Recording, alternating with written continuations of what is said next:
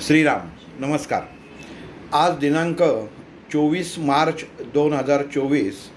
भगवद्गीता व मनुष्यजीवन भाग 19. आज पहिल्यांदा असं सांगू इच्छितो की चेन्नई येथील महाराज स्वामी सच शिवोहम यांच्या उपस्थितीमध्ये आणि त्यांच्या नजरेच्या अंतर्गत माध्यमातून आज मला हे निरूपण करायला मिळतं आहे, तेव्हा मी आमच्या पूर्ण स्वाध्याय परिवारातर्फे स्वामीजींना नमस्कार करतो आणि दंडवत करतो. त्यांनी त्याचा स्वीकार करावा. गुरु ब्रह्मा गुरु विष्णू गुरुदेव महेश्वरा. गुरु साक्षात परब्रह्म तस्मै श्री गुरुवे नमः. गुरु हा कुठल्या रूपामध्ये आपल्या समोर येईल हे सांगता येत नाही. मनुष्य जीवनामध्ये माणसाला केवळ आपल्यावरती जो कृपा करेल, आपल्या जीवनातले आपले अडचणी जो दूर करेल, तो गुरुतुल्य वाटायला लागतो. पण जो एखादं फटकारत असेल, एखाद्या आपल्याला शाब्दिक फटक्यांचा मार देत असेल आणि त्यांनी आपल्या जीवनामध्ये बदल घडत असेल, तर त्या गुरुला महत्त्व उत्तम आहे.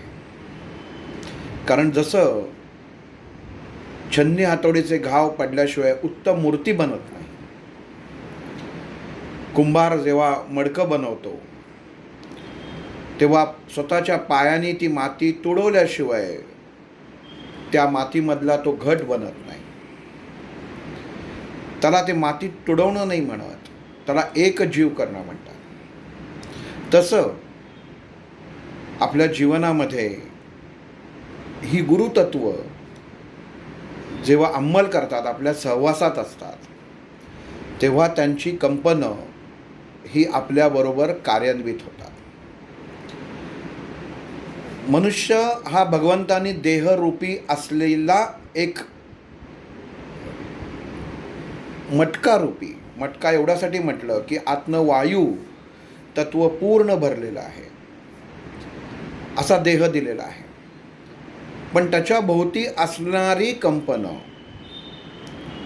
ही आपल्याला सुद्धा सामावून घेता आली पाहिजेत आणि त्या कंपनांना आपण आमच्यामध्ये सामील व्हा म्हणून त्यांना आवाहन करणं गरजेचं आहे. एखादी गुरुतुल्य व्यक्ती समोर आली आणि लगेच आपण आपलं गाऱ्हाणं किंवा प्रॉब्लेम सांगणं सुरू केलं तर ते योग्य दिसत नाही. त्या गुरुची तत्व काय, त्यांची कंपन काय, त्यांची शक्ती काय, ह्याची पूर्ण जाणीव होणं आपल्याला गरजेचं आहे. त्या देहाबरोबर असणारी ऊर्जाभारित कंपनं ही कधीकधी आपल्याला दुखवू शकतात, हार्मफुल होऊ शकतात, दुखापत करू शकतात. म्हणून अगोदर त्यांना आपण शरण जाणं हे गरजेचं आहे. जी साधना स्वामीजींनी केली असेल आणि त्यांच्यात जी कंपनं उत्पन्न झाली, त्या कंपनांना एकदा मी वंदन करतो. आणि जर का बोलण्यामध्ये किंवा वागण्यामध्ये जर काही आमच्याकडनं चूक झाली तर त्या कंपन्यांनी आम्हाला समजून घेणं ही एक विनंती आम्ही त्यांच्या चरणी करून रोजचा विषय मी हा सुरू करतो. तेव्हा मी त्यांच्या कंपन्यांना एकदा वंदन करतो. आपण सर्व वंदन करू म्हणजे त्यांची कंपनं आपल्याबरोबर सामायिक होतील. त्याच्यात भगवद्गीतेमध्ये आपण मागच्या भागामध्ये भगवान श्रीकृष्ण आणि अर्जुन, या अर्जुनाला भगवंता युद्धाला तयार करत आहे. अर्जुन विषाद योग, सांख्य योग आणि आपण आता अध्याय 3 कर्मयोग हा जवळजवळ 70% आपण पाहिलेला आहे. मनामध्ये उपस्थित असलेला प्रश्न की मी युद्ध का करावं आणि त्याला भगवंत श्रीकृष्णाने दिलेलं उत्तर की कर्म हे कुठल्याच माणसाला चुकलेलं नाही. तुम्ही हालचाल जरी नाही केलं तरी इंद्रिया त्यांचे कर्म करत असतात आणि त्या कर्मांच्या अनुषंगाने मनुष्याची वैचारिकता उत्पन्न होते. इथं भगवंताला अर्जुन प्रश्न विचारतो की हे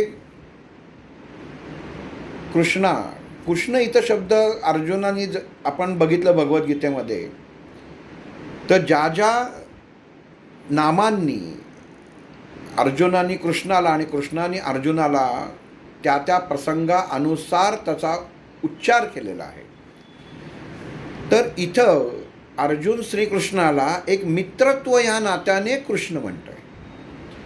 म्हणजे गुरुकडं आपण मागितलेलं ज्ञान आणि मित्राकडनं मागितलेलं ज्ञान ह्याच्यामध्ये जो फरक आहे की तू माझा गुरु आहेस, पण तू जर माझा क्षणिक मित्र झालास तर मला वेगळ्या भाषेमध्ये समजवता येईल अशा पद्धतीने अर्जुनाशी श्रीकृष्णाशी साधलेला संवाद.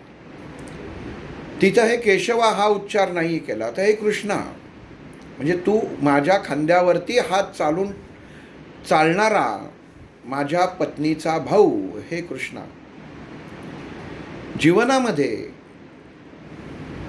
जर तू मला सांगतोयस की युद्ध न केलं तर मी कर्तव्याला मुकीन, ही जी सर्व समोर माझे नातेवाईक उभे आहेत यांचे मरण तर निश्चित आहे, आणि मी जरी त्यांना मारलं तरी त्याचं कारण, त्याचं कारकत्व तू घेऊ नकोस हे तुम्ही मला सांगताय, पण हे मला पटेनासं झालेलं आहे.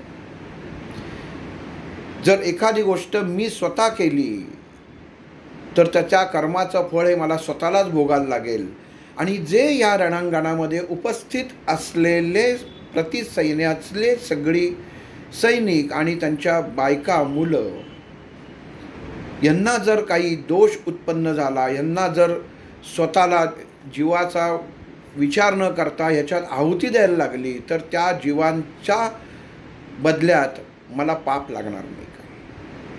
मी त्याला कारणीभूत होणार नाही का? मी तर भगवंत श्रीकृष्णाला म्हणतात की हे पार्था,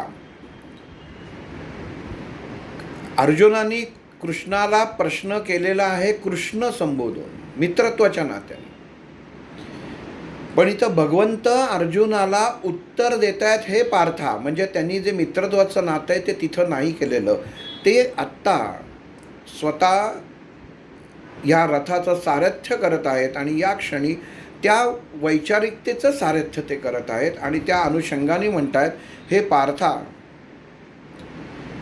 तू स्वतः उत्तम प्रकारे स्थितप्रज्ञ असून सुद्धा असा विचार कसा करतोस?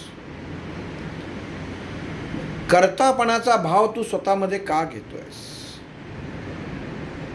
जी पंचेंद्रिय, ज्ञानेंद्रिय आणि कर्मेंद्रिय अशी दश इंद्रिय ही जेव्हा मनुष्याच्या ताब्यात राहत नाहीत, मनुष्य त्यांना सांभाळू शकत नाहीत, तेव्हा मनुष्य भगवंतापासून लांब जातो. हे पार्था, यज्ञ म्हणजे काय हे मी तुला सांगितल्याचा तुला विसर पडलेला दिसतो. विष्णू तत्व भगवंत अर्जुनाला समजावून सांगताना स्वधर्म म्हणजे काय हे अर्जुनाला प्रश्न विचारतात की तुझ्या स्थितप्रज्ञ अवस्थेच्या अनुसरून जो ज्ञानाने आणि बुद्धीने स्थिर आहे त्याला स्थितप्रज्ञ म्हणतात. असा तू तुझ्या मनामध्ये, अंतर्मनामध्ये असलेला स्वधर्म काय आहे हे तू मला सांग. अर्जुन म्हणतो ह्यांना न मारणं, उत्तम कर्म करणं हा माझा स्वधर्म आहे. आणि तिथंच त्याला वाक्य तोडून भगवान श्रीकृष्ण म्हणतात मग तुझा मोठा भाऊ इथं बाजूला उभा आहे, तोही युद्ध करतोय. मुळामध्ये यज्ञ ह्या शब्दाची व्याख्या मी जेव्हा तुला सांगितलं तर हे धनंजया तुझं तेव्हा लक्ष नव्हतं का? तू कुठं होतं? तुझ्या हातातनं, तुझ्या खांद्यावरनं गांडीव गळून पडलं इथपर्यंत ठीक आहे, पण तुझी बुद्धी पण भ्रष्ट झाली तर या पृथ्वीचं कसं व्हायचं? भगवान श्रीकृष्ण अर्जुनाला म्हणतायत की जसं काही हा अर्जुन या पृथ्वीचा निर्माताच आहे, पण इथं भगवंत जेव्हा समाजाला न्याय देत आहेत, समाजाला ज्ञान देत आहेत, तेव्हा त्यांना अशी व्यक्ती समोर असणं गरजेचं आहे की त्या भगवंताच्या बुद्धीच्या तोडीची आहे. असा तो अर्जुन होता की जो इच्छित प्रश्न भगवंताला विचारत होता. दोन्ही बाजूनी भगवंत हे अर्जुनाच्या बाजूनी सुद्धा उत्तर देत होते, प्रश्न विचारत होते, आणि श्रीकृष्ण फक्त त्या दोन्हीच्या मध्ये समतोल राखत होते. अर्जुनाला म्हणाले, तुला स्वधर्म माहीत नाही. स्वधर्ममध्ये त्यांनी परत भगवंतांनी अर्जुनाला सांगायला सुरुवात केली की हे अर्जुना, मनुष्य जीवनामध्ये 3 स्थिती ह्या खूप महत्त्वाच्या आहेत. जीवनामध्ये योग्य गुरुप्राप्ती, जीवनामध्ये योग्य गोत्र प्राप्ती आणि जीवनामध्ये योग्य अग्निप्राप्ती. या 3 गोष्टी मनुष्य जीवनाशी निगडीत आहे की जो मनुष्य देहामध्ये घेऊन सदैव वावरत असतो. जेव्हा जन्म होतो तेव्हा माता पिता हे त्याचे गुरु असतात, पण त्या देहाला संस्कारित जी व्यक्तिमत्व करते किंवा जी व्यक्ती करते त्याला गुरु म्हटलेलं आहे. आपण कितीतरी वेळा त्याच्या बघितलेलं आहे की गुरु शब्दाचा अर्थ काय, तर गु म्हणजे अंधारातून, रू म्हणजे प्रकाशाकडे नेणारा, म्हणून गुरु म्हणून मोकळा होतो. पण इथं भगवंत त्यांना त्याची व्याख्या दुसरी सांगतात की मनुष्य हा स्वतःचाच गुरु असतो. गुरु हा नेहमी शिक्षक असतो. तो फक्त उत्तम सांगायचं, उत्तम ज्ञान द्यायचं काम करतो. पण शिष्य हा असा असतो जो पाहिजे तेवढंच घेतो, बाकीचं सोडून देतो, म्हणजे त्याच्यात समर्पण भाव राहत नाही. जसं हे अर्जुना आत्ता तुझी स्थिती आहे. या स्थितीमध्ये अर्जुन श्रीकृष्णाला प्रश्न विचारतो की हे केशवम, तुला काही शंका आहे का की मी तुझा शिष्य नाही? मग श्रीकृष्ण त्याला म्हणतो की हे अर्जुना, तुला बघा, म्हणजे तेव्हा जेव्हा भगवंताला अर्जुनाने प्रश्न विचारला तेव्हा अर्जुन कृष्ण म्हणाला, आणि श्रीकृष्णाने उत्तर दिलं तेव्हा पार्थ म्हणाला. आता भगवंताला अर्जुन केशव म्हणतोय, आणि इथं श्रीकृष्ण उत्तर देताना अर्जुनाला पार्था नाही तर अर्जुन म्हणतोय. अर्जुन ही एक अवस्था आहे, त्या देहाची अवस्था आहे, ते दिलेलं नाम आहे, जो स्वधर्म. आपण नरेंद्र मोदी म्हटलं तर नरेंद्र मोदी, तुम्ही नुसतं म्हटलं तर नरेंद्र मोदी एक व्यक्ती आहे. पण पंतप्रधान नरेंद्र मोदी जर म्हटलं तर नरेंद्र मोदी हा शब्द त्याच्यातनं अदृश्य स्वरूपात जातो, कारण त्यांचं कर्म, त्यांचं कार्य हे पहिल्या नंबरवरती, पहिल्या पायरीवरती येतं. जो मान आहे तो पंतप्रधान म्हणून आहे. उद्या पंतप्रधान पद जर नसेल तर ते सर्वसामान्य व्यक्तीसारखे माननीय नरेंद्र मोदीच राहतील. मग तसं भगवंत अर्जुनाला सांगतायत की हे पार्था, हे अर्जुना, तू तुझ्या जीवनामध्ये स्वयंधर्मच जर विसरलास तर तुझ्यासारख्या स्थितप्रज्ञ माणसाकडनं जर असं घडत असेल तर सर्वसामान्य माणसांनी जर चुका केल्या तर ते काहीही चूक ठरणार नाही, त्याला मला बरोबरच म्हणायला लागेल. कारण ज्ञानी मनुष्यच जर चूक करत असेल आणि समजून उमजून वागत नसेल तर सर्वसामान्य माणसाची गत ती काय होणार? तुला जीवनातल्या 3 अवस्था सांगतो. त्या अवस्था सांगितल्यानंतर जर तुझ्या लक्षात आलं की स्वधर्म काय आहे, तेव्हा तुझ्या लक्षात येईल. इंद्रियांवरती आपला ताबा पाहिजे. जो इंद्रियांवर तुझा असलेला, तुला मनामध्ये उत्पन्न होणारा मोह आणि माया हीच तुला या रणांगणापासून बाजूला नेत आहे. इतका तू मोहित झालाच कसा? अर्जुनाच्या मनामध्ये एखाद्या भांबवलेल्या अवस्थेमध्ये माणसाचा, आपण कुठं जत्रेत जातो किंवा काहीतरी होतं आणि कुठंतरी असा एक फटकन आवाज होतो, कुठंतरी स्पार्किंग होतं, काहीतरी होतं, लोक धावायला लागतात आणि आपलं मन असं बधीर होतं की मी इकडं जाऊ का इकडं जाऊ, नक्की कुठं जाऊ. आणि मग आपण बघतो की सर्व लोक कुठं धावत आहेत आणि आपण त्या बाजूनी जातो. तेव्हा मनुष्य स्वतःतलं स्वत्व विसरतो आणि दुसऱ्याच्या नादी लागून मागं जातो. तसं हे अर्जुना, तू तुझ्या शरीरातल्या 5 ज्ञान आणि 5 कर्म इंद्रियांच्या पाठीमागं धावत आहेस. त्यांना त्यांचं काम करू दे, पण त्याचा अंमल हा तुझ्या मनावर आहे. मनुष्याची बुद्धी ही जेव्हा काम करते, त्या बुद्धीने जे काम केलंय त्याला मानसिक आत्मिक समाधान जर लाभत नसेल तर ती बुद्धी योग्य काम करत नाहीये, हे पार्था तू विसरत आहेस. तुझा स्वधर्म, तू क्षत्रिय आहेस, तू आत्ता अर्जुन कुंतीपुत्र कौंतेय नाहीस, हे तू विसरून जा. तू आत्ता एक क्षत्रिय आहेस, तू आत्ता रणांगणावर आलेला आहेस आणि तुझ्या राज्याचं रक्षण करणं हे तुझं काम आहे. म्हणून इथं भगवंताला अर्जुन प्रश्न विचारतोय की केशवा, तू हे जे सांगतोयस ते सगळं बरोबर आहे, पण काय होतं की मी एक सर्वसामान्य जीव आहे आणि सर्वसामान्य जीव असल्यामुळे मला तू तसं समजून सांग की जे मला पटकन कळेल.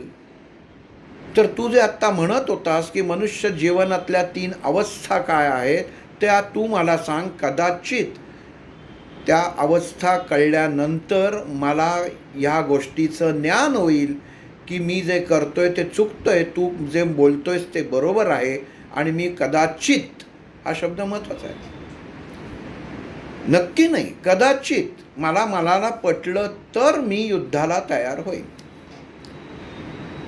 म्हणजे एखादं आपण जर गोष्ट बघत राहिलं की 2 जण बोलतायत तर हे वाद यांचे संवाद चाललेत, तर बघणारा ऐकणारा माणूस कंटाळेल. काय चाललंय हे, तिथल्या तिथं सगळं घोटाळत चाललंय.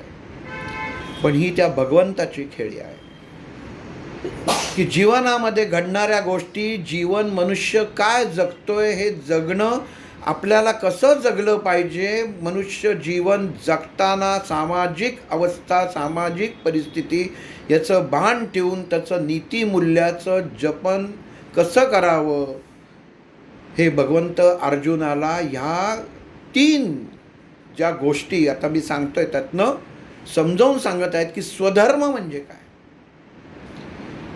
ज्या गुरुनी तुम्हाला आज्ञा दिली त्याच्यामध्ये प्रश्न नसावा की त्यांनी सांगितलं गुरुनी की तू ह्या बाजूला जा, की त्या बाजूला निशंकपणे जाणं पाहिजे. ज्या व्यक्तीला, ज्या शिष्याला गुरुच्या सांगण्यावरती शंका उत्पन्न होते ते नातं गुरु शिष्याचं नाही.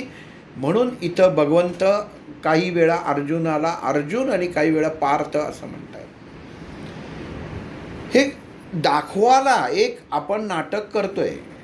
रणांगण हे मोठं व्यासपीठ आहे, त्याच्यावरती नाटक करतोय. समाजाला कळलं पाहिजे की मनुष्य जेव्हा गुरुच्या जवळ जातो तेव्हा गुरु त्या शिष्याला काय संबोधतो आणि जेव्हा गुरु कळेनासा होतो तेव्हा शिष्य त्या गुरुला काय संबोधतो. हे दोन्ही त्या नाटकांद्वारे, ह्या एका दृश्याद्वारे भगवंतानी जगताच्या पुढं उभं केलं आहे.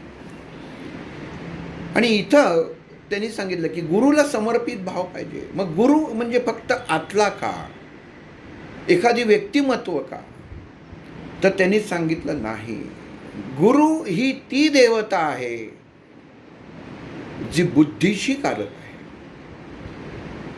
गुरु ही ती देवता नाही की तुम्हाला काही वस्तू काढून दिली की अमुक धर, हे गळ्यात बांध, हे हातात बांध म्हणजे तुझं जीवन उत्तम होईल, तर ते नाही. गुरु ही ती व्यक्ती आहे की तुम्हाला ज्ञानाने तुमचा देह परिपूर्ण करेल आणि तुम्हाला ते ज्ञान प्राप्त होईल की जे ज्ञान प्राप्त झाल्यावर जीवनातल्या कुठल्याही प्रश्नांचं उत्तर तुम्हाला मिळत नाही, असं होणार नाही. हे जी अवस्था जो आणून देतो तो म्हणजे गुरु. आणि मग त्याच्या चरणांपाशी आपल्याला लीन व्हायचं आहे, पायांपाशी लीन व्हायचं नाही आहे. चरण, त्याला शब्द वापरला आहे भगवंतानी की गुरुच्या चरणांशी लीन व्हावं आणि त्याची पूजा करावी. आपण पादुकाचं पूजन करतो.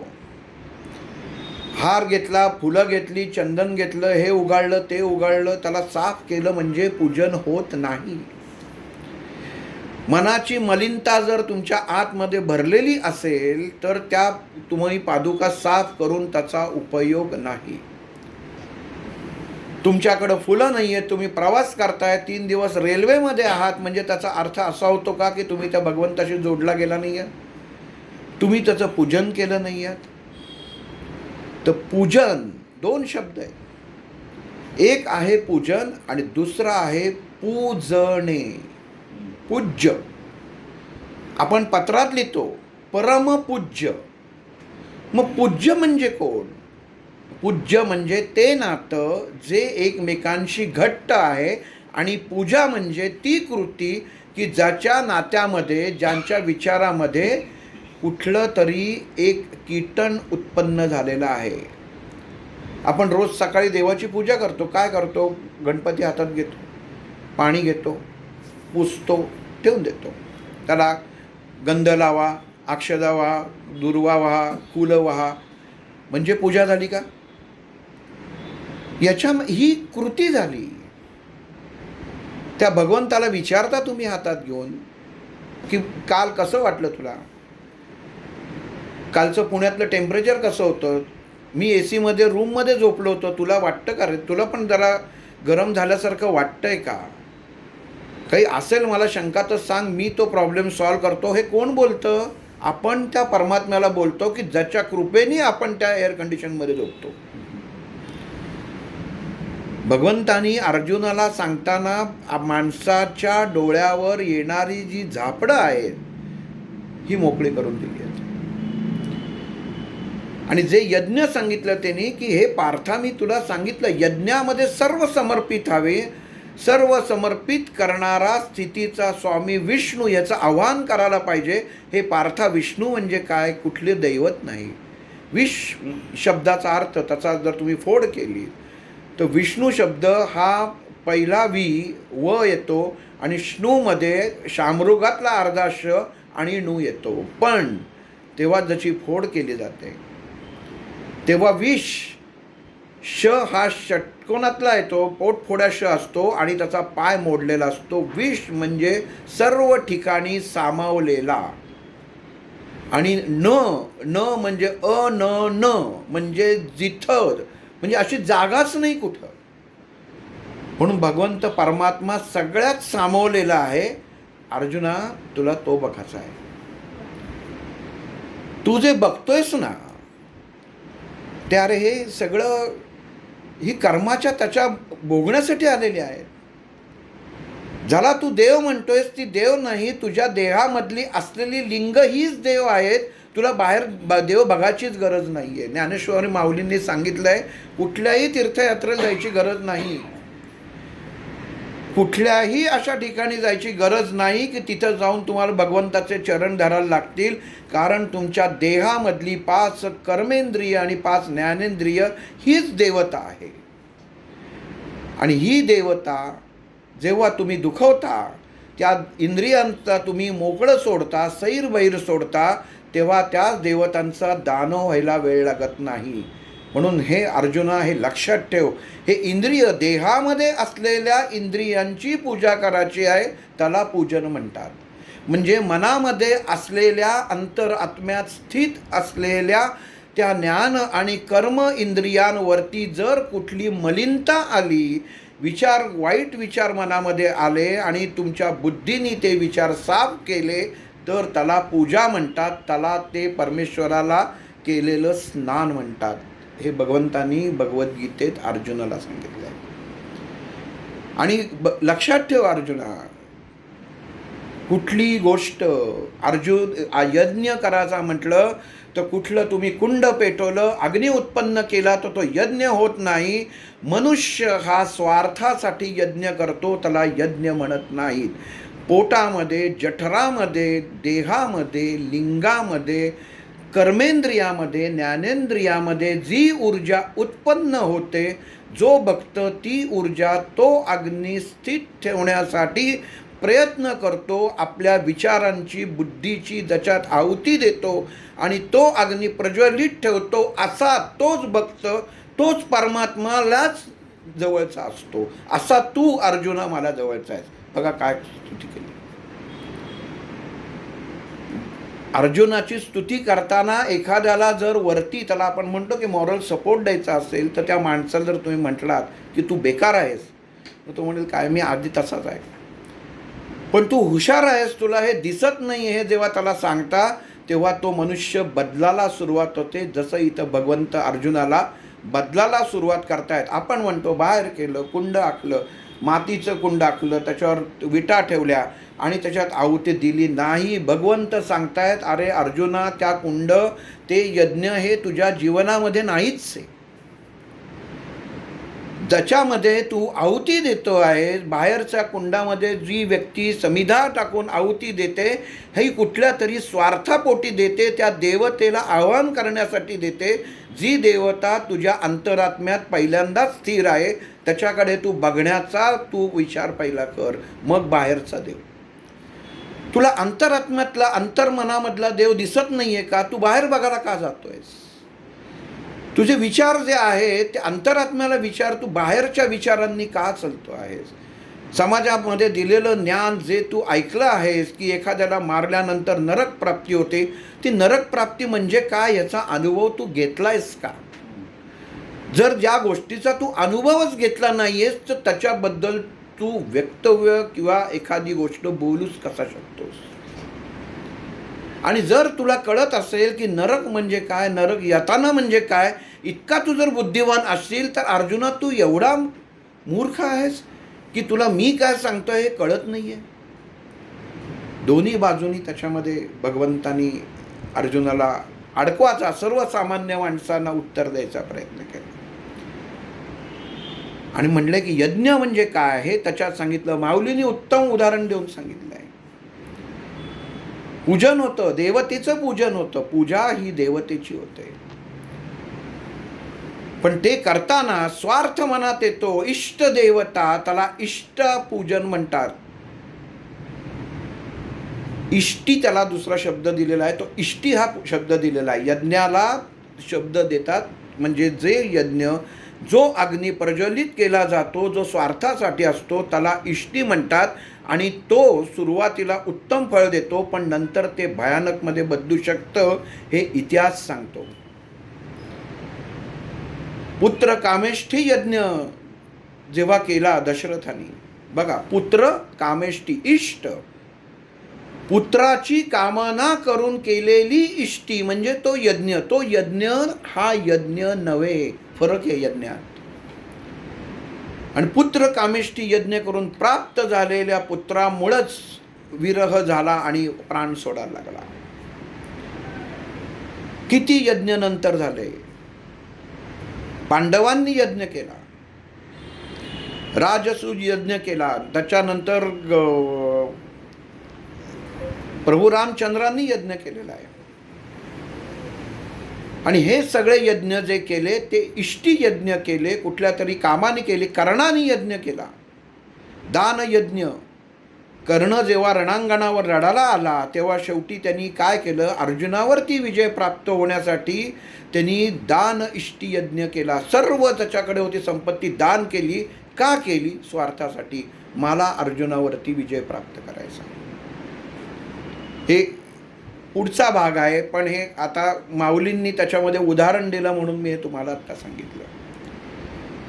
आणि हे अर्जुना तू लक्षात घे, हे जे सगळे आहेत ना, हे नुसते गुरु नाही आहेत, हे गुरु त्यांचे कर्म बघ काय आहेत. आणि एक सोपी गोष्ट सांगतो, कर्माचा विचार करणं ही गोष्ट वेगळी, आणि कर्म आपल्याला प्राप्त, कर्मातनं गोष्ट प्राप्त न झाल्यामुळे मनाची अस्वस्थता उत्पन्न होणे म्हणजे मूर्खपणाचं लक्षण आहे. एक सोपं उदाहरण देऊन सांगायचं म्हणजे की मला सकाळी चहा प्यायची सवय आहे आणि संध्याकाळी चहा प्यायची सवय. मला चहा पिणं आवडतं, मला समाधान वाटतं, पण हे झालं उत्तम. पण मला जर चहा मिळाला नाही आणि तुम्ही म्हणालात की मला चहा मिळाला नाही तर माझं डोकं दुखायला लागतं, हा झाला तुमच्या इंद्रियांचा तुमच्यावरती असलेला प्रभाव. तुम्ही इंद्रियांना सरेंडर झालात. डोकं कसं दुखलं तुमचं, याचा अर्थ काय?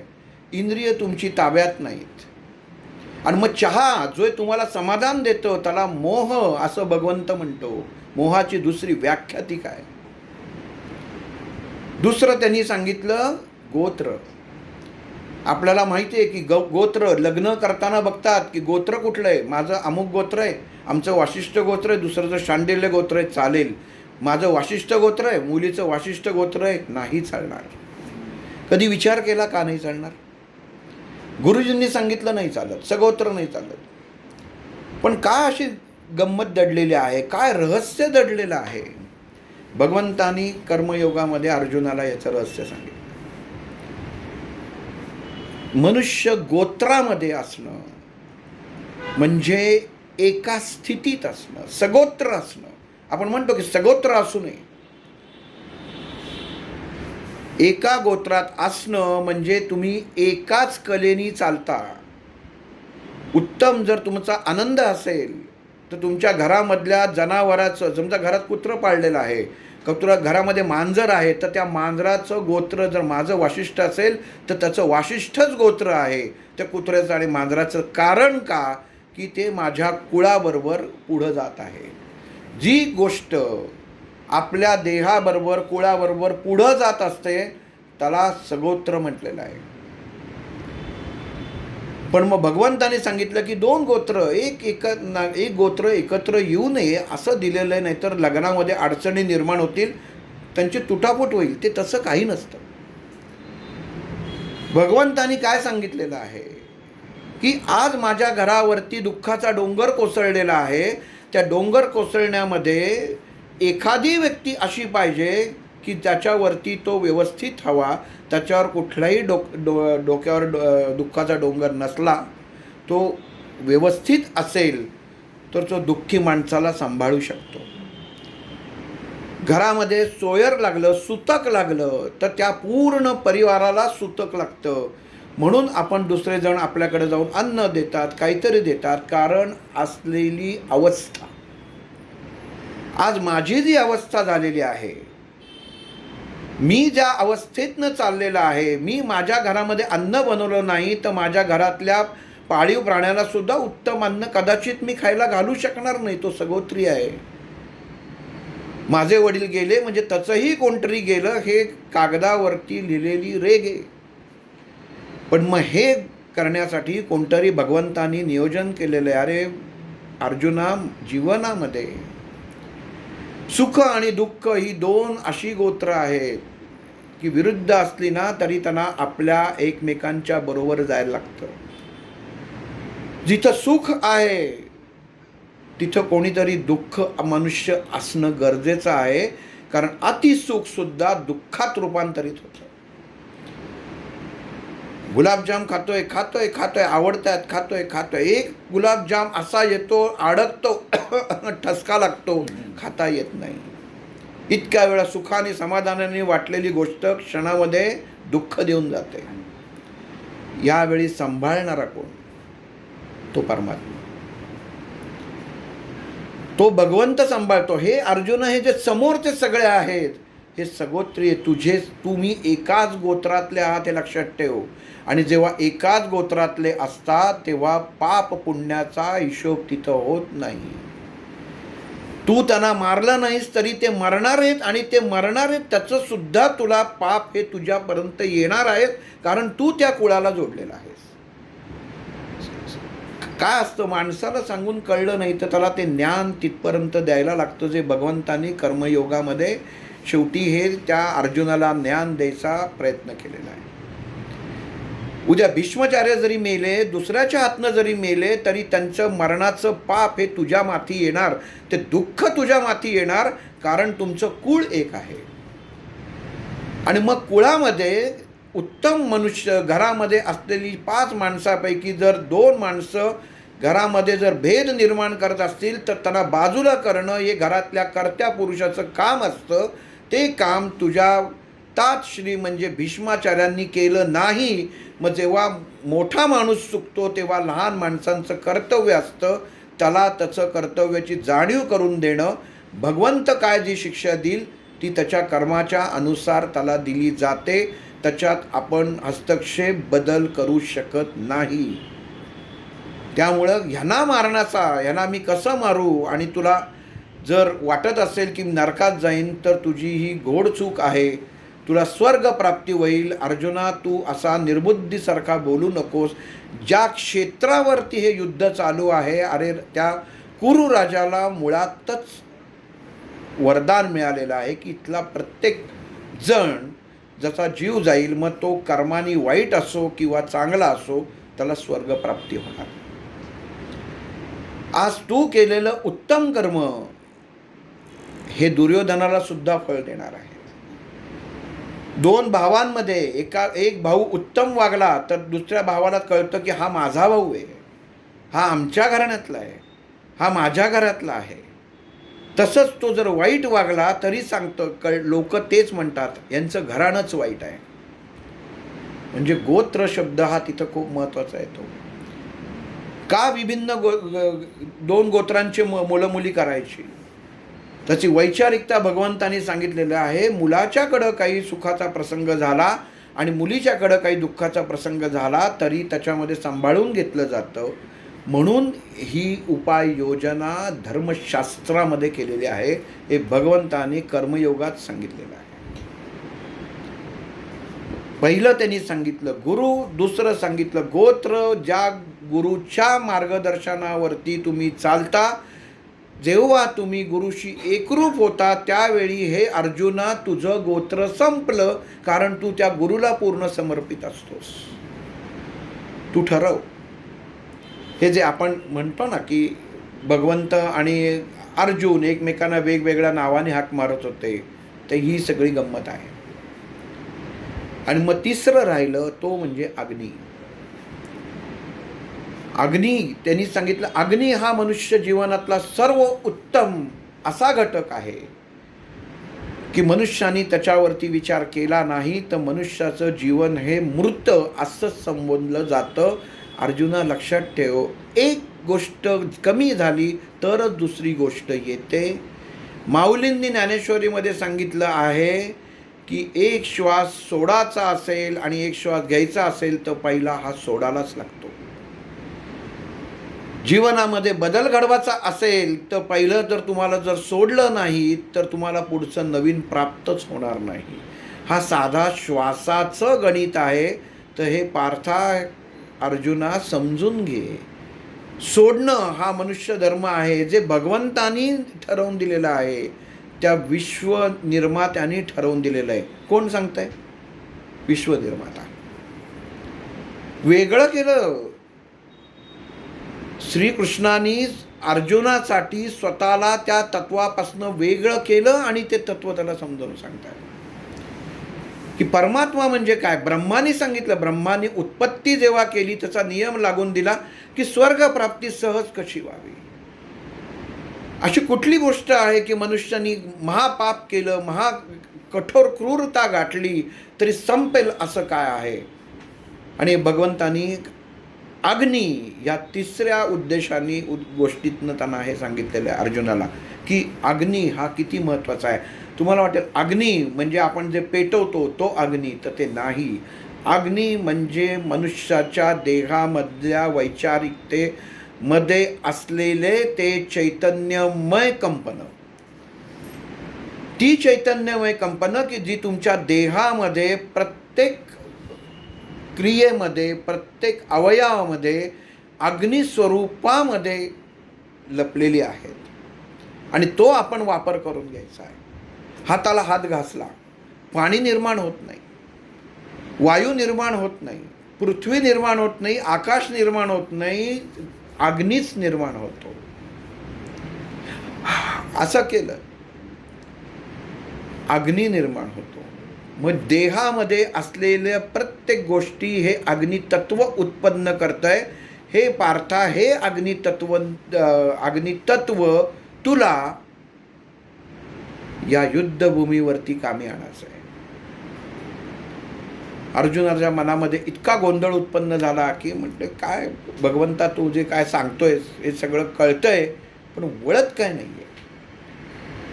तू सांगायचा मला प्रयत्न उत्तम करतोयस पण ते काही लक्षात येतं आहे असं मला काही वाटत नाही आहे, असं अर्जुन त्या श्रीकृष्णाला म्हणतो. देहामध्ये गेलेलं अन्न हे जोपर्यंत तुमच्या ओठांवर आहे तोपर्यंतच त्याचं नियंत्रण आहे. अर्जुना, मनुष्य जेव्हा अन्न खातो त्याचं नियंत्रण तिथवरच, जोपर्यंत त्याला तुम्ही ग्रहण करत नाही. एकदा तुम्ही गोष्ट ग्रहण केलीत की त्याच्यावरचा ताबा हा तुमचा संपला. तुमची इंद्रिय त्याचा ताबा घेतात आणि त्याची विल्हेवाट लावतात. जो तुझ्या मनामध्ये विचार होता तो तू या युद्धभूमीवरती यायच्या आधी करायला पाहिजे होतास. ज्या अस्त्रशस्त्रांना तू बरोबर घेऊन आलेला आहेस त्याचा अपमान करायचा अधिकार तुझ्यासारख्या योद्ध्याला नाही. जीवनामध्ये नीतिमूल्य काय आहेत याचं मोजमाप असून ज्या इंद्राने तुला अस्त्र दिलं, ज्या शंकराने तुला पाशुपात अस्त्र दिलं, त्यांचा तू अपमान करत आहेस. कारण तू स्वतःपुरता अहंकाराने, त्या मोहानी, त्या मायेने जगत आहेस. हे तू लक्षात ठेव. तुला मी सांगून, असं म्हणला नाही कृष्ण की तुला सांगून दमलो. त्याला सांगत होता तुझ्याकडे जे आहे ह्याचं कशासाठी उपयोग काय. हातात मोबाईल आहे पण वेळेला जर तो कामच करणार नसेल तर त्या मोबाईलचा उपयोग काय. आणलाच कशासाठी. ते शस्त्र आहे. आणि हे शस्त्र तू जेव्हा घेताना विचार करायला पाहिजे होतास की आपण ही अस्त्र शस्त्र त्या परमात्म्याकडनं, त्या देवतांकडनं मागून घेतल्यास त्या देवतांच्या प्रती तुझा काहीच आदर नाही. तू एवढा निर्ढावलेला आहेस की फक्त स्वतःचा विचार करतोयस. ज्या शंकरांनी तुला पाशुपात अस्त्र दिलं त्या शिवाबद्दल तुला काहीच वाटत नाही. त्यांनी अशा माणसाला हे शस्त्र दिलेलं आहे का की जे निष्काम व्हावं, निष्क्रिय राहावं, अशासाठी दिलेलं आहे. आणि जर तुला वाटत असेल की त्याचा अर्थ तू ते घेतलंसच कशासाठी. का गेलास त्या जंगलामध्ये आणि का युद्ध करून ते अस्त्र कमवलंस. कोणासाठी कमवलंस, कशासाठी कमवलंस, का केलंस असं. आत्तापर्यंत फक्त माझे नातेवाईक मलाच अनरक प्राप्ती होईल, मला काही नको, मी संन्यास जातो. संन्यास म्हणजे तुला अजूनही तुला वाटतं संन्यासीला अवस्था प्राप्त करणं म्हणजे अग्नीला स्वतःच्या देहापासून वेगळं करणं आहे. आणि असा संन्यास जर तू प्राप्त करायचा असेल तर तुझ्या देहामधल्या तुझ्या बरोबर असलेल्या अग्नितत्वाला तू कुठं मोकळं करणार. अशी जागा आहे ती जाऊन अस्त्र ठेवायची. त्या अस्त्रांची सुद्धा एक स्वतःची अवस्था, स्वतःची किंमत आहे की त्या किमतीच्या अनुसार, किंमत म्हणजे पैशाची नाही, मूल्य त्या ऊर्जेचं. त्याचा जर तू अपमान केलास तर तो अपमान तुला ज्या मनामध्ये भीती उत्पन्न बसलेली आहे त्याच्यापेक्षा मोठा आहे. ज्या तुझ्या आईनी इंद्रदेवतेकडे प्रार्थना करून तुला मागून घेतलाय त्याचा सुद्धा अपमान आहे की एक मुलगा म्हणून काय वडिलांचं नाव तू मोठं केलंस. भित्रा म्हणून राहिलास, माझे म्हणून राहिलास. अरे तुझे नाहीच आहेत. व्यासांनी रचतानाच इतकं सुंदर रचलेलं आहे. नाहीच आहे. पोटातनं जन्मच नाही, आई बापांचा संयोगच नाही, पण पुत्रप्राप्ती आहे. अरे मग तुला बुद्धीने कळतंय ना. तुम्ही पाचही तसेच आहात. मग तुम्हाला हे जे समोर आहेत ना, हे तुला ह्यांची गोत्र आणि तुझं गोत्र तुला कळत नाही आहे का. ते जरी मडक्यात जन्मले असले तरी तो गर्भ त्या गांधारीच्या पोटात नव्हता.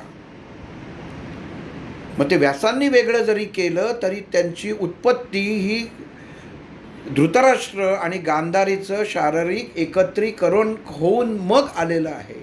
तसं तुमचं नाही आहे. मग ह्या देवतांचा अपमान करण्याचा तुझा अधिकार आहे का. हा अधिकार नाही आहे. तुझं काम आहे फक्त तुला जे दिलेलं आहे ज्याच्यासाठी तुझी नियुक्ती झालेली आहे ते काम तू करणं, एवढंच तुझं काम आहे. ह्याच्या व्यतिरिक्त तुला प्रश्न विचारायचा अधिकार नाही. अर्जुना, तो धनुष्य उचल, युद्धाला लाग. काय एक विचार केला तर या सगळ्या सृष्टीचा निर्माता हा भगवंतच. ही त्याचीच माया. जन्माला घातलं नाही, आई वडिलांचे संयोग होऊन दिले नाहीत, ही सगळी त्याचीच माया, त्याचीच लीला. पण लीला म्हणजे काय आहे? एखाद्या गाडीचं आपण आता एखादी गाडीचं मॅन्युफॅक्चरिंग करतो, त्याचे प्रयोग केले जातात. ही गाडी अमुक इंधनावरती एवढी चालेल, बॅटरीवरती एवढी चालेल, सोलरवरती एवढी चालेल. आणि मग आपण त्याच्यानंतर जे एक शेवटचं फायनल डिझाईन असतं, शेवटचं डिझाईन असतं, ते बाजारात येतं. हे उत्तम, हे त्याच्यातनं केलेलं. पण अगोदर त्याच्यामध्ये किती प्रयोग झालेले असतात त्या कारखान्यामध्ये, कंपनीमध्ये, हे जनतेला कळत नाही. मग हा जो प्रयोग करता आहे ना, हाच भगवंत आहे. या समाजाला ही सृष्टी जन्माला घातल्यानं, इतकी सृष्टी जन्माला घातली, या इतक्या योन्या जन्माला घातल्या, प्रत्येक योनीची पडताळणी करून मनुष्य जीवनासाठी किती गरजेचं आहे हे त्यांनी भगवंतांनी श्रीकृष्णाने दाखवून दिलेलं आहे. आणि त्याच्यामध्ये ब्रह्माने जेव्हा उत्पत्ती केली, ब्रह्माने जेव्हा नियम लागू केले, तेव्हा त्या नियमांवरती जसं आपण म्हणतो की आज मला माझ्या देहामधला अग्नी कमी झाला, रामरक्षा म्हणा, अग्नी वाढेल, तसं शास्त्रामध्ये लिहिलेलं आहे की ज्या मनुष्याला जीवनामध्ये अनंत अडचणी असतात, त्याच्या हातनं अक्षम्य गुन्हे घडलेले असतात, त्या माणसानी जर हा कर्मयोगाचा 3रा अध्याय वाचला तर त्याचे सगळे दोष जातात. हे भगवंतांनी भगवद्गीतेत सांगितलेलं आहे आणि ह्याला अनुमोदन ब्रह्माने दिलेलं आहे. कधी आपण विचार करतो की कोर्टामध्ये भगवद्गीता का आणतात, ज्याला फाशी देतात त्याला रामायण नाही देत, भगवद्गीता का देतात वाचायला? त्याचं लक्ष लागेल. उद्या मला सकाळी मृत्यूच्या दरवाजात जायचं आहे, मला फासावर लटकवणार आहेत, मी कितीही जरी केलं तरी उद्या सकाळी माझा मृत्यू निश्चित आहे. आपण असं म्हणू की हा मृत्यू भगवंताच्या हातात नाही आहे, सरकारच्या हातात आहे, गव्हर्नमेंटच्या हातात आहे, त्या जेलरच्या हातात आहे, त्या जल्लादाच्या हातात आहे. 1 सेकंद जरी कमी जास्त केला तरी, 1 श्वास जास्त मिळाला तरी निसर्गाने लावलेल्या केलेल्या घड्याळामध्ये ही ढवळाढवळ होते. इतकं भगवंताचं गणित पक्का आहे. मग जो माणूस वाचेल का, उद्या मी सकाळी माझा मृत्यू आहे, मला मृत्यूदंडावरती चढायचं आहे आणि आज माझ्या हातामध्ये वाचायला देत आहेत भगवद्गीता की वाच, भगवान ने क्या कहा है.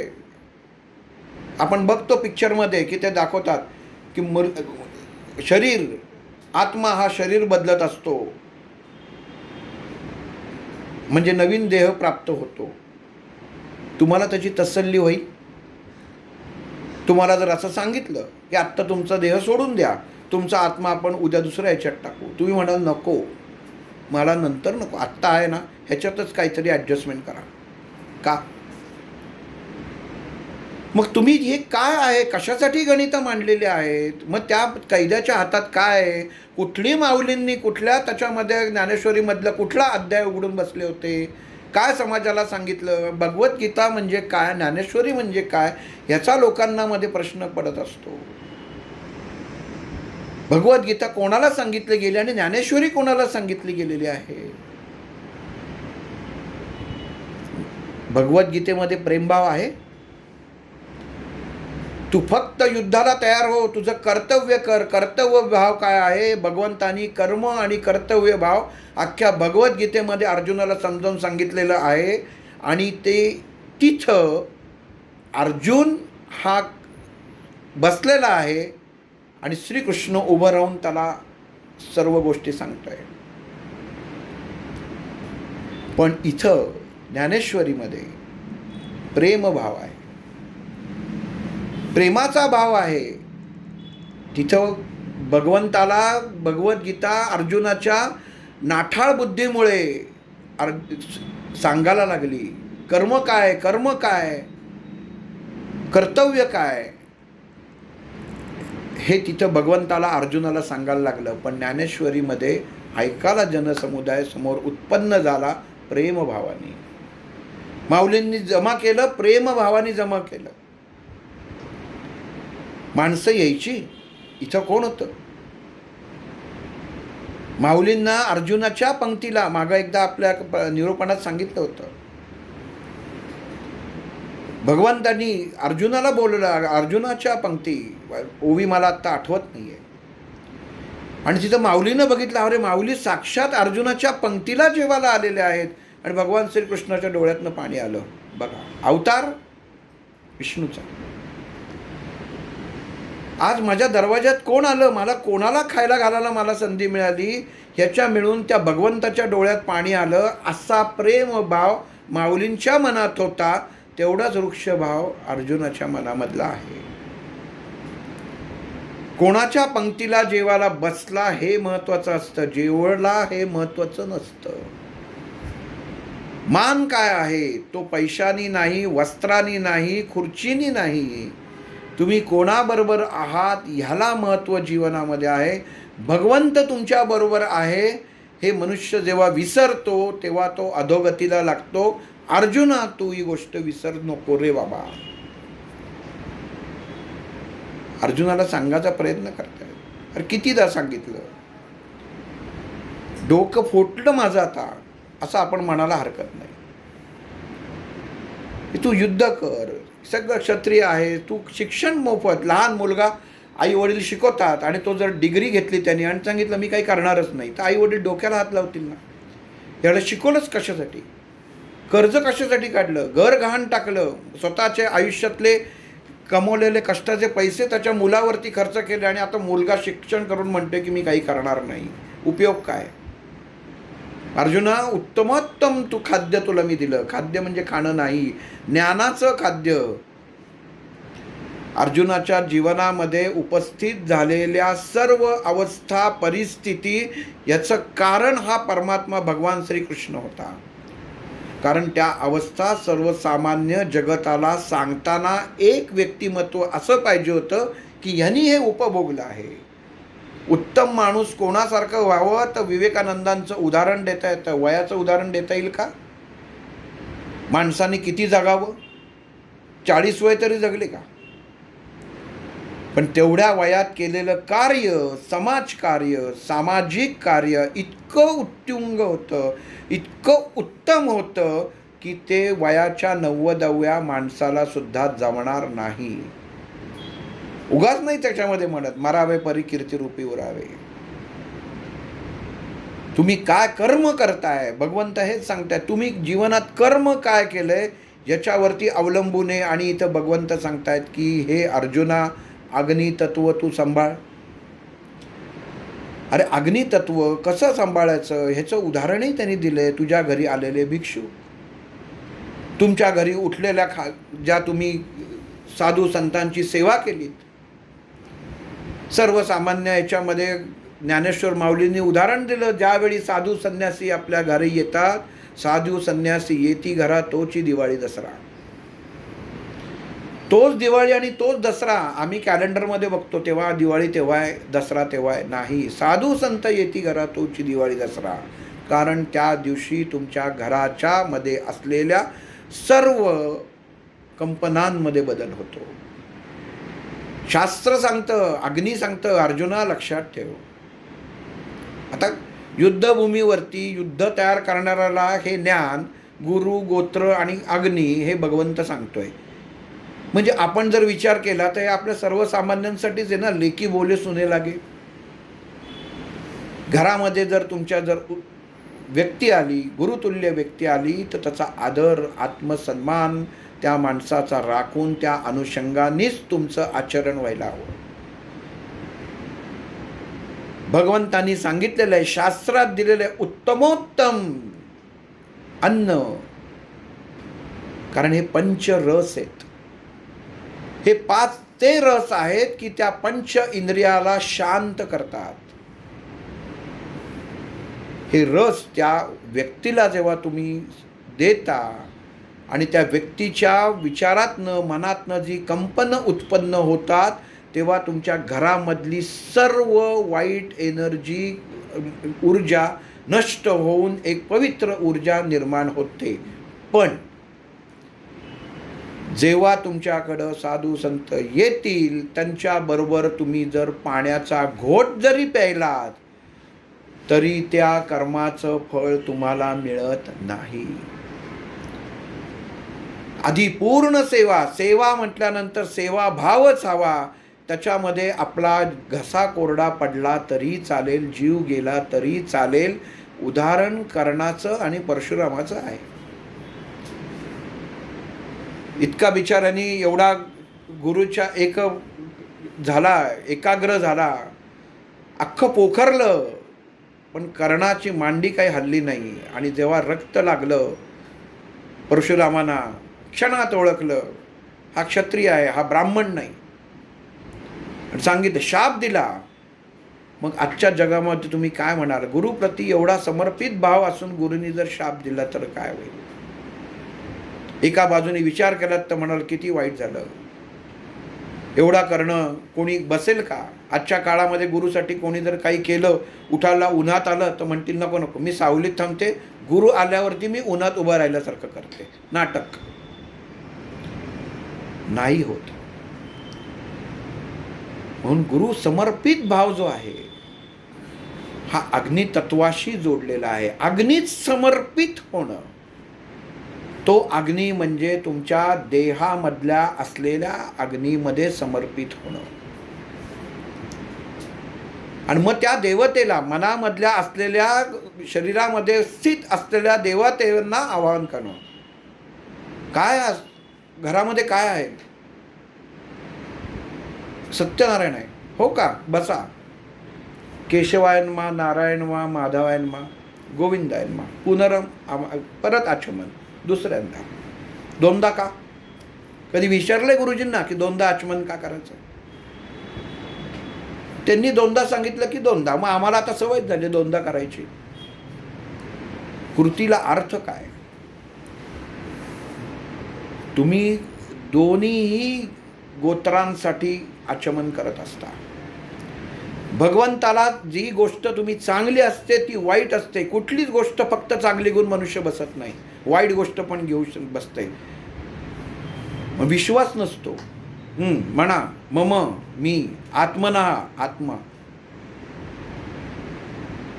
पुराणोत्त फल प्राप्त्यर्थम.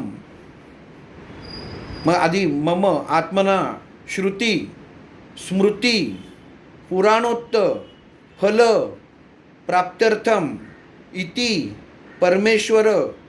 मग त्याच्यामध्ये देवतांची नावं, कुलदेव, ग्रामदेवता, इष्टदेवता. म्हणजे कुठली? भगवंतानी भगवद्गीतेमध्ये कर्मयोगामध्ये अर्जुनाला सांगितलेली इष्टदेवता म्हणजे तो यज्ञ. ही इष्टदेवता म्हणजे ते यज्ञाचं ते स्वरूप तुम्ही मांडलंय का समोर? आहे पेटला यज्ञ? कुठली ज्वाला निघाली? नाही. मग ही इष्टदेवता म्हणजे तुमच्या देहामधल्या असलेल्या 5 ज्ञान आणि कर्म इंद्रियांना तुम्ही प्रज्वलित करता, त्याला इष्टदेवता म्हणतात. पाणी सोडा म्हणजे तुमच्यातला अहम तिथं नष्ट करा. आता तुम्ही नाही, तो देह त्या तत्वाशी एकरूप होणार आहे हे सांगितलेलं आहे. देवता ही बाहेर नसते, ही देवता देहातच असते. बाहेर असतो तो फक्त पुतळा, पण अंतरात्म्यात जी असते ती आत्मज्योत. ती आत्मज्योत जर दिसली तर मनुष्याला बाहेर परमेश्वर बघायची गरजच नाही आहे. कशाला जायचं इथनं कुठं एवढ्या लांब बघायला? आत्मज्योत आहे इथं. पांडुरंग, तुकाराम महाराजांनी पांडुरंग, डोळे मिटले परमेश्वर उभा. आणि लक्षात घ्या, कर्माचा भाग आला म्हणून सांगतो, कर्म तैसे फळ, हे आपण 10 वेळा ऐकलेलं आहे.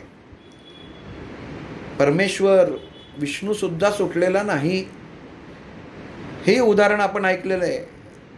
श्रावण बाळाच्या आईवडिलांना मारलेला बाळ, त्यांनी दिलेला शाप, हा राजा दशरथाला भोलाच पुत्र विरहानी तळमळून मेला. कोणाचा बाप होता? रामाचा. राम कोण होता? हा विश्वनिर्माता भगवंत राम, जो ह्या विश्वाचा निर्माता आहे, तो सुद्धा त्याच्यामध्ये काही करू शकला नाही. आपण सर्वसामान्य माणसं आहोत. कोणाचाही जीवनामध्ये तळतळाट घेऊ नका. जिथं राम आणि त्याचे वडील सुटले नाहीत, तर आपण कुठं आहोत?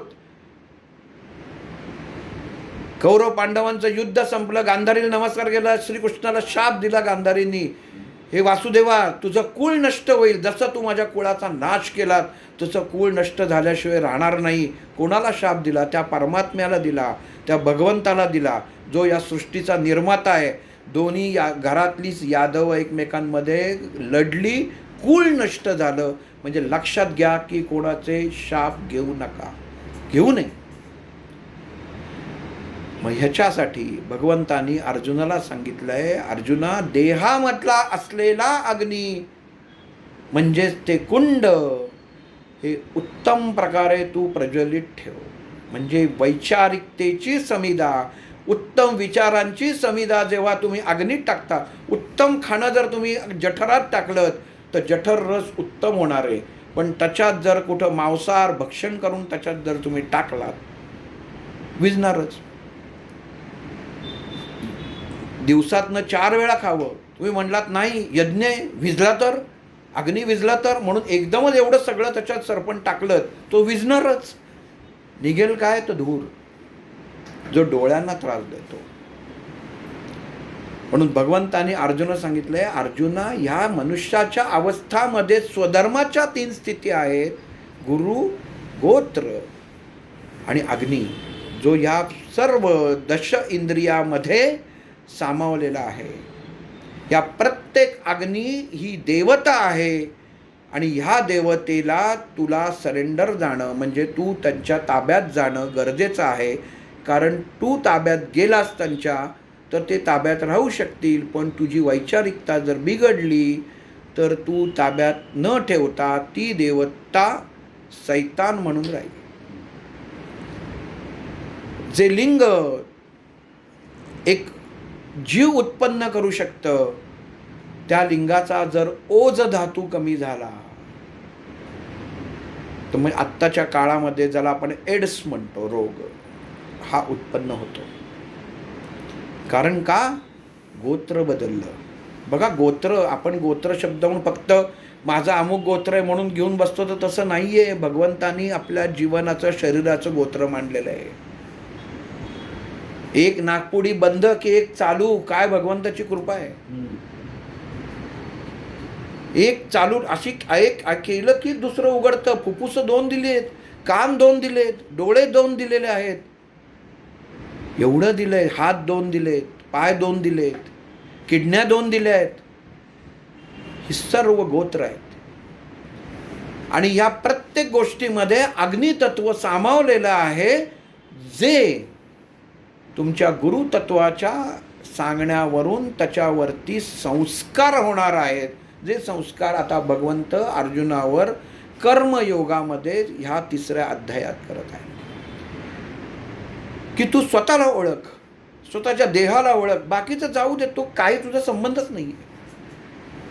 तुला युद्ध नाही करायचं, नको करूस, पण तू स्वतःच्या देहाची ओळख समज. खाजवाचं असेल गाल तर तुला बोट वरती करायलाच पाहिजे, नाही तर कसं खाजवणार? तुला जर वाटलं की मी बोट वर केलं तर माझा हात दुखेल, तर तो दुखणारच. तुम्हाला वाटलं मी कानामध्ये हात लावला तर कानामध्ये आवाज बंद होणारच. म्हणजे जीवनामध्ये कृती ही घडतच राहते. त्या फळाची अपेक्षा आपण करू नये. परमात्म्याने जे गणित मांडून दिलेलं आहे, विधात्याने जे गणित लिहून ठेवले, त्याच्यामध्ये कुठल्याही प्रकारे हस्तक्षेप करायचा, बदल करायचा अधिकार कोणालाही नाही. तरी ब्रह्मानी एक गोष्ट सांगतो. एक कौशिक नावाचा ब्राह्मण होता. आणि ब्राह्मण म्हणजे काय, फक्त गळ्यात जानवं घातलं म्हणजे ब्राह्मण होत नाही. जो ब्रह्म जाणतो त्याला ब्राह्मण म्हणतात. आणि त्याला लालसा होती ती पैसा कमवायची, कुठल्या ना कुठल्या तरी मार्गाने जास्त पैसे घ्यायचा, येणाऱ्या यजमानांकडनं जास्त पैसे घ्यायचा, रात्री वेश बदलून चोऱ्या करायचा. आणि एकदा त्याच्या लक्षात आलं की एका कार्यक्रमासाठी, समारंभासाठी खूप धनधान्य गोळा होत आहे. त्यांनी ते सगळं धान्यात विकलं, त्यातला पैसा केला आणि दुसऱ्या देशी पळून गेला. दुसऱ्या देशी म्हणजे दुसऱ्या देशात, राज्यात पळून गेला. पण घरच्यांची आठवण यायला लागली, कारण शेवटी संपत्ती ही कुठेतरी संपतेच. घरच्यांची आठवण यायला लागली. म्हणतो आता जेवढा पैसा कमवला आहे माझ्याकडे शिल्लक, तो घेऊन घरी जावं. येत होता, रात्री एका झाडाखाली झोपला. नेमके दरोडेखोर आले. दरोडेखोर आले आणि दरोडेखोरांनी बघितलं, हातात सगळं त्याचं लुटलं आणि त्याला मारून पण टाकलं. पण त्याची वासना त्या पैशामध्ये अडकली होती, त्याला मुक्ती मिळाली नाही आणि पिशाच्च योनीत तो गेला. आणि तो पिशाच्च बनून त्या जगतामध्ये फिरत राहिला, त्या वातावरणात फिरत राहिला. इकडे घरी मुलाला, बायकोला कळलं की आपले वडील गेले कुठं, अजून कसे नाही आले, काय झाले, खूप दिवस झाले. शोधायला निघाले. तेव्हा काय पोलीस वगैरे, त्या काळी म्हणजे ही गोष्ट आपल्या पुराणामध्ये दिलेली ती सांगतोय की मुलगा निघाला आणि मग कुठं माझ्या वडिलांना असे दिसायला होते, असं म्हणून केलं. तर सांगितलं की इथं काही महिन्यांपूर्वी एकाला मारून टाकलेलं आहे. तेव्हा मुलाला कळलं की आपले वडिलांना मेलेले आहेत आणि मारलेले आहे. दुःखी होतो मुलगा आणि त्या झाडाखाली झोपतो, ज्या झाडाखाली वडील झोपले होते. रात्र होते, मोठा आवाज होतो. आवाज होऊन बघतो तर समोर मोठं पिशाच्च उभं असतं, पण तेजस्वी पिशाच्च उभं असतं. त्याला कळतं की हे आपले वडील आहेत. हळूहळू आकार घेतं. वडिलांना बघतो. वडील म्हणतात, कसा आहेस? त्याच्याबरोबर स्वर्गातनं आलेलं विमान, अप्सरा, या दोन्ही असतात. मुलगा हे सर्व बघतो आणि वडील मुलाला तिथं संस्कार देतात की कधीही चोऱ्यामाऱ्या करू नकोस, कोणाचं धन कधी लुटू नकोस. पूर्वजांचं कर्मकांड म्हणजे आपण जी विधी करतो, वर्षश्राद्ध करतो, ही करणं गरजेचं आहे. ते तू कर, कारण तळतळाट हा मनुष्याला काहीही लाभू देत नाही. आज आपण बघतोय समाजामध्ये जेवढे काही अडचणी आहेत, हे कशा ना कशाचे तरी तळतळाट असतात. आणि हे मुला लक्षात ठेव. कर्मयोगाचा 3रा अध्याय वाचत जा. आधार आहे. उद्या कोणी मला मागितलं तर ह्याचा मी ह्याचा फोटो काढून टाकू शकतो. आधार आहे. ब्रह्मदेवानी दिलेलं एक तोडगा, समाजाला दिलेला तोडगा. कर्मयोगाचा अध्याय वाचा म्हणजे इथं चोऱ्यामाऱ्या करा आणि इथं येऊन अध्याय वाचला तर नाही, आचरण करा. कर्मयोगाचं अध्याय वाचणं म्हणजे काय, तर त्या पोथीत लिहिलंय त्याचं आचरण तर करायला पाहिजे, त्याप्रमाणे वागायला तर पाहिजे. मग ते वागणं म्हणजेच काय, तर तुमच्या कर्म कसं करावं ह्याचं सगळं त्या वर्णनच त्या कर्मयोगात दिलेलं आहे. ते जेव्हा तुम्हाला कळतं तेव्हा तुमचं पाप आपोआप नष्ट होतं आणि ती व्यक्ती स्वर्गप्राप्तीच होते. कारण वैचारकची, बुद्धीची कंपनच बदलतात. अर्जुनाला जेव्हा भगवंत सांगतात की पार्था लक्षात घे, माझ्याशी बोलताना तुझा गोंधळ होतोय, तू कधी मला मित्र म्हणतोयस, कधी गुरु म्हणतोयस. कारण तू भूमिका बदललीस तर मला भूमिका बदलायला लागणार आहे. म्हणून गुरु महत्वाचा. गुरुमध्ये गुरुच असावा, त्याच्यामध्ये भूमिका बदलून गुरुमध्ये नातं नसतं. गुरु हा गुरुच असतो. गोत्र हे गोत्रच असतं. गोत्र म्हणजे परत सांगतोय, वाशिष्ठ, शांडिल्य, हे अमुक तमुक ही नाही. गोत्र म्हणजे तुमच्या देहामध्ये उत्तम आणि अनुत्तम या गोष्टींचा असलेला संयोगाचं योग्य तऱ्हेने केलेलं मानसिक वर्गीकरण म्हणजे गोत्र आहे. आणि 3रा म्हणजे अग्नी. आपल्या देहामध्ये किती अग्नी पाहिजे, आपला देह किती प्रज्वलित पाहिजे, आपला देह किती उत्तम पाहिजे, हे प्रत्येक माणसाला ज्ञात होणं. कारण त्यातली देवता बघाची दृष्टी मनुष्याला येणं गरजेचं आहे. माझ्या अंतरात्म्यामध्ये असलेला परमात्मा जर मला जाणवलाच नाही तर तुमचं ध्यान करणं उपयोगाचं काय? 100 दिवस जर तुम्ही जर नुसते डोळे मिटून बसून राहिलात तर त्याचा उपयोग काय? अंतरात्म्याची जर चाहूलच झाली नाही तर. भगवंताने सांगितलं करूच नकोस, तू फक्त इंद्रियांना ताब्यात ठेव. इंद्रियांना ताब्यात ठेव म्हणजे तुझी वैचारिकता उत्तम ठेव. कारण वैचारिकता उत्तम राहिली तर इंद्रिय ताब्यात राहतील. इंद्रिय ताब्यात राहिली म्हणजेच इंद्रिय देवता या उत्तम अवस्थेत राहतील. त्या तुला उत्तम फळ देण्याशिवाय राहणार नाहीत. अर्जुना, स्वतःमध्ये असलेला हा स्वधर्म आहे. म्हणजे धर्म काय आहे हे भगवंतांनी अर्जुनाला कर्मयोगामध्ये समजून सांगितलेलं आहे. नुसतं युद्ध कर आणि हे उचल, ह्याला मार त्याला मार नाही आहे. मनुष्य देहाचा धर्म काय आहे हे कळणं गरजेचं आहे. म्हणून केवळ आपण कायम लक्षात ठेवलं पाहिजे. आपण बोलताना कोणाशी बोलतोय? मुलाशी, लहान मुलाशी बोलत असतात तर लहान मुलं घेऊन बोला, पटकन देवाणघेवाण होईल. पण त्याच्याशी दटावून बोललात तर त्याच्यात अंतर निर्माण होईल. ज्या भूमिकेतनं तुम्ही बोलत आहात ती भूमिका स्पष्ट मांडा, स्वच्छ मांडा, त्याच्यामध्ये भेदभाव नसावा. डबा कितीही बाहेरनं स्वच्छ असला आणि आतमध्ये एवढं खरकटं अन्न असलं तरी तो डबा खरकटाच झाला.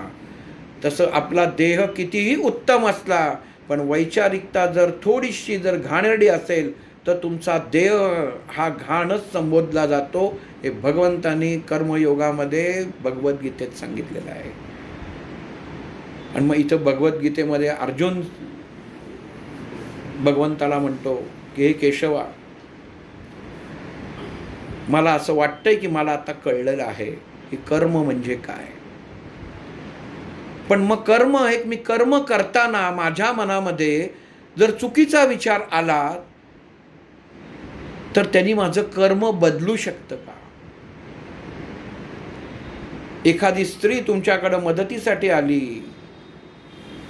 ती तुम्हाला भाऊ म्हणते, दादा एवढं बघा, हे करा, पण त्या माणसाची जर दृष्टी वाईट असेल म्हणजे ते कर्मात कुठल्या मोडतं? काय कर्म होतं? मग तसं अर्जुन इथं भगवंताला विचारतोय की मी उत्तम कर्म करतो. आता कर्म काय आहे भगवंता मला कळलेलं आहे, पण हे कर्म करताना समजा असं माझ्या मनामध्ये आलं की हे कर्म कुठेतरी चुकतंय तर त्या क्षणी मी काय करावं? आणि माझं कर्मचा विचार करताना माझी मानसिक अवस्था उत्तम कशी राहील आणि मी परत एकदा त्या पायरी चढल्यानंतर परत त्या पायरीवर उतरता कामा नये, ह्याच्यासाठी मी भगवंता काय करावं? ह्याच्यात भगवंत श्रीकृष्ण अर्जुनाला काय उत्तर देतात हे आपण पुढच्या भागात पाहू. श्रीराम.